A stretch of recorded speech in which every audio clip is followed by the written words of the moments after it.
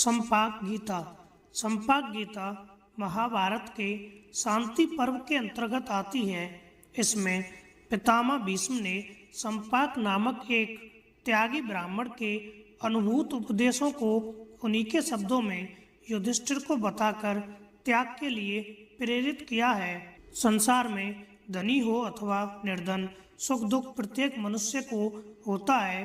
त्याग के बिना न वास्तविक सुख मिलता है, न ही परमात्मा। त्याग वृत्ति अपनाकर सुखी होने का उपदेश देने वाली यह संपाक गीता यहाँ सानुवाद प्रस्तुत की जा रही है। युधिष्ठिर ने पूछा, पितामह, धनी और निर्धन दोनों स्वतंत्रता पूर्वक व्यवहार करते हैं, फिर उन्हें किस रूप में और कैसे सुख और दुख की प्राप्ति होती है?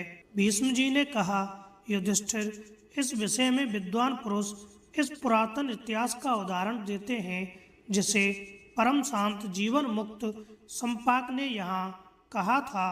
पहले की बात है, फटे पुराने वस्त्रों एवं अपनी दुष्टा स्त्री के और भूख के कारण अत्यंत कष्ट पाने वाले एक त्यागी ब्राह्मण ने, जिसका नाम संपाक था, मुझसे इस प्रकार कहा, इस संसार में जो भी मनुष्य उत्पन्न होता है, वह धनी हो या निर्धन, उसे जन्म से ही नाना प्रकार के सुख दुख प्राप्त होने लगते हैं।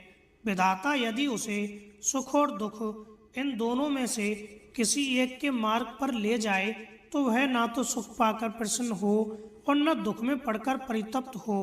तुम जो कामना रहित होकर भी अपने कल्याण का साधन नहीं कर रहे हो और मन को बस में नहीं कर रहे हो, इसका कारण यही है कि तुमने राज्य का बोझा अपने पर उठा रखा है। यदि तुम सब कुछ त्याग कर किसी वस्तु का संग्रह नहीं रखोगे, तो सर्वत्र विचरते हुए सुख का ही अनुभव करोगे, क्योंकि जो अकिंचन होता है, जिसके पास कुछ नहीं रहता, वह सुख से सोता और जागता है। संसार में अकिंचनता ही सुख है, वही हितकारक, कल्याणकारी और निरापद है। इस मार्ग में किसी प्रकार के शत्रु का भी खटका नहीं है। यह दुर्लभ होने पर भी सुलभ है। मैं तीनों लोकों पर दृष्टि डालकर देखता हूँ, तो मुझे अकिंचन, शुद्ध एवं सब ओर से वैराग्य संपन्न पुरुष के समान दूसरा कोई नहीं दिखाई देता है। मैंने अकिंचनता तथा राज्य को बुद्धि की तराजू पर रखकर तोला, तो गुणों में अधिक होने के कारण राज्य से भी अकिंचनता का ही पलड़ा भारी निकला। अकिंचनता तथा राज्य में बड़ा भारी अंतर यह है कि धनी राजा सदा इस प्रकार उद्विग्न करता है। अकिंचनता तथा राज्य में बड़ा भारी अंतर यह है कि धनी राजा सदा इस प्रकार उद्विग्न रहता है, मानो मौत के मुख में पड़ा हुआ हो। परंतु जो मनुष्य धन को त्याग कर उसकी आसक्ति से मुक्त हो गया है और मन में किसी तरह की कामना नहीं रखता, उस पर न अग्नि का जोर चलता है, न मृत्यु उसका कुछ बिगाड़ सकती है, न डाकू व लुटेरे ही। वह सदा दैव इच्छा के अनुसार विचरता है, बिना बिछौने के भूतल पर सोता है, बाहों का ही तकिया लगाता है और सदा शांत भाव से रहता है। देवता लोग भी उसकी बुरी बुरी प्रशंसा करते हैं। जो धनवान है, वह क्रोध और लोभ के आवेश में आकर अपनी विचार शक्ति को खो बैठता है। टेढ़ी आंखों से देखता है, उसका मुंह सूखा रहता है, भौहें चढ़ी होती हैं और वह पाप में ही मग्न रहा करता है। क्रोध के कारण वह होठ चबाता रहता है और अत्यंत कठोर वचन बोलता है। ऐसा मनुष्य सारी पृथ्वी का राज्य ही दे देना चाहता हो, तो भी उसकी ओर कौन देखना चाहेगा। सदा धन संपत्ति का सहवास मूर्ख मनुष्य के चित्त को लुभाकर उसे मोह में ही डाले रहता है।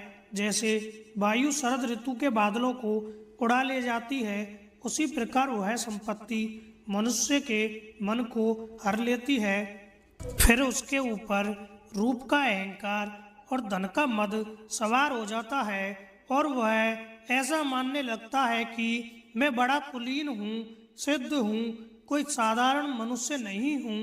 रूप, धन और कुल, इन तीनों के अभिमान के कारण उसके चित्त में प्रमाद बढ़ जाता है।